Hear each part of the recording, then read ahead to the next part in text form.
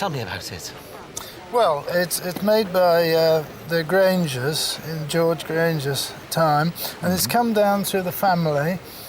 In fact, I've just established that George Granger was my great-great-grandfather. Grangers were one of the great porcelain makers in Worcester. Yes. I mean, here's the name on the back, G. Granger and Co. Worcester. And they were the other Worcester factory, the smaller factory, the other side of the city. And Paul Granger is generally thought of as being nothing on the same league as the great Royal Worcester factory. But here is a piece that shows just how good Granger could be. We think it was made about... The name on the back of that plate belongs to Worcester's quieter porcelain dynasty. Thomas Granger set up on the far side of the city in 1806, deliberately undercutting the Grand Royal Worcester works while matching them for skill, and his son George, the owner's own ancestor, ran the firm through its most ambitious years.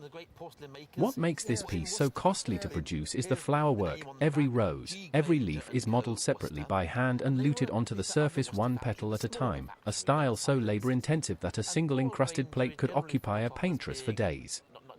It was decoration designed to dazzle rather than to dine off, and it priced itself out of the market almost as fast as it was made. The Granger works were absorbed into Royal Worcester in 1889 and shut for good in 1902, which is why survivors carrying that small printed mark are now collected in their own right. And the order wasn't placed. How do you value a royal plate in a family like that? Have you thought about it? No. Well, we thought, but we don't know... It's not even insured. I mean, maybe £4,000? Thank you. The first thing we look at when presented with something that purports to be from the beginning of the 18th century, which this does with its wonderful veneers, is to see whether it can be original, whether it's made up, or whether it's all of one piece and a genuine thing.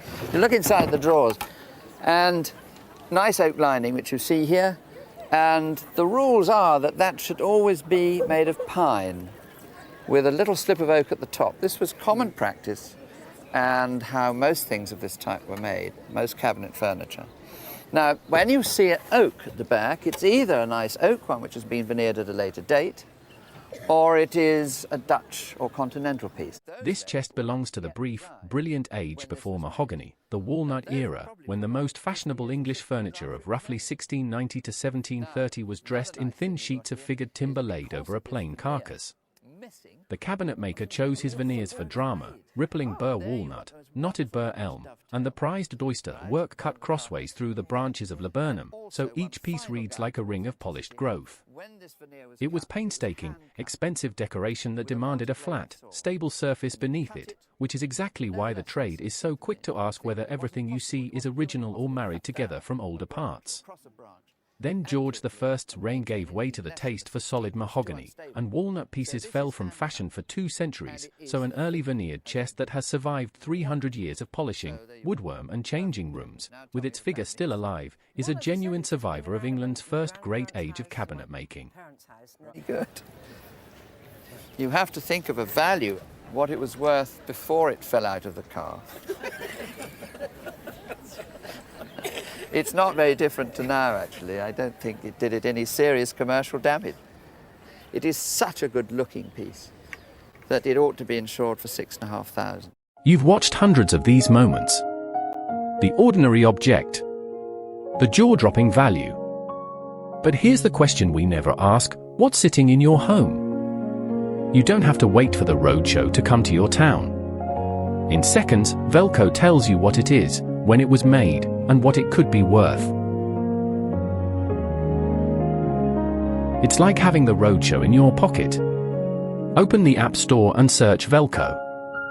VELQO. Or point your phone at the screen. You might be sitting on a fortune. Where had it been hiding? Really? Really? In a little box. And how long has it been there for? Probably about 10 years. And has it come out, and have you worn it within that 10 years? No, I've never worn it. So where had it come from? It was originally belonged to my great aunt. She then, when she died, it went to my mother, who then gave it to me. And have you had it looked at, and do you know what it is? Or I believe it's a star sapphire. My father tells me that about 1968 he had it valued in a jeweller's in London, and I think he said 5. The little 6-point star sliding across that stone is the whole reason it is worth a small fortune. It is an optical effect called asterism, produced by countless microscopic needles of rutile locked inside the sapphire as it grew, cut as a smooth domed cabochon rather than facete. Those needles bounce the light back as a single moving star. It only works if the rough is fine enough and the cutter orients the dome to a fraction of a degree. Get it wrong and the star is lopsided or dead. At roughly 40 carats this is an exceptional size, and the colour points to Ceylon, today's Sri Lanka, the island that has supplied the world's most prized sapphires for 2,000 years. Tucked in a box and unworn for a decade, valued back in 1968 at around £500, it had quietly multiplied more than tenfold by the time it reached the table. What if I was to say to you that at the right auction, I would say this would be in the region of around £6,000 to £8,000. Maybe I will wear it then. Prior to that, they hadn't been made since Roman times. So what we're looking at is a collection of fragments of Roman glass mounted together at the end of the 18th century. So, do you know a part of its history at all? Don't really. All I really know is the fact that it was left to me by my mother, and prior to that, I believe it was given to my mother by an old aunt of hers. But apart from that, I would love to know its history. It was just come down in the family as a little piece. What looks like a row of jewelled enamels is something far stranger. Actual fragments of ancient Roman glass, nearly 2,000 years old, set into gold around the year 1800. The Georgians who travelled to Italy on the Grand Tour came home hungry for pieces of antiquity, and a wearable scrap of the classical world was the ultimate souvenir. The glass itself tells the deeper story.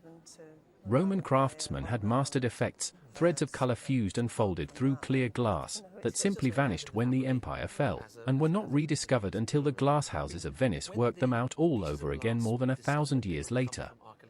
So each little panel here is a survivor of a lost technology, rescued from the ground and remounted as a bracelet. Handed quietly down through the family, its wearer had no idea she was carrying the Roman Empire on her wrist. Adding those up together, we've got a fair bit, and mounted in such a wonderful way in a period piece of jewellery which is so smart. Somewhere perhaps £6,000 to £10,000. Heavens. It's just lovely. It's beautiful. Before you go, a quick word that could save you from a costly mistake. Every week, treasures like the ones you just watched are sold at car boot and yard sales for pennies by people who simply didn't know what they had. Don't let that be you. With Velcro, just snap a photo of anything in your home, and in seconds you'll know what it really is and what it's really worth. And it's completely free. Point your phone's camera at the code on screen now, or search the App Store for Velcro, VELQONO, before you let it go.